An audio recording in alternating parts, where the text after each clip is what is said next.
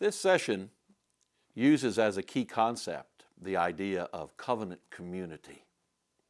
Covenant community is really the model of the church since the very first days of the book of Acts. But the idea of covenant is a much more ancient idea than that.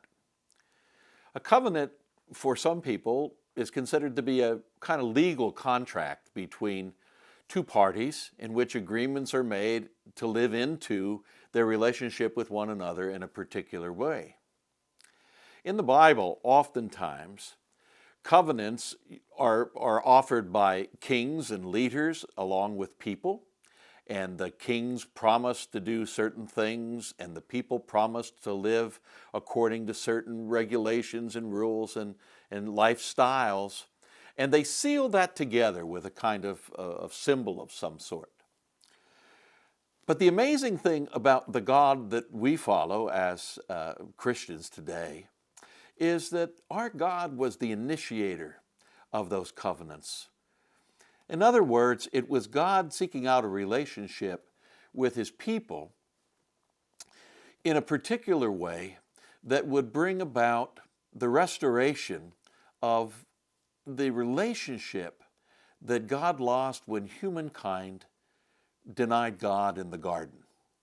Yep, it goes back to the book of Genesis in that way. In fact, the entire Bible, from that story of Genesis and the tree of forbidden fruit, from that moment on, all throughout the New Testament, to the end of the New Testament, is the story of God trying to redeem us, God offering this unilateral kind of covenant relationship. I am going to do this for you, God says. I'm going to do a new thing. Behold, I will go with you. It is always God promising long before our response that is the power of that special covenant relationship.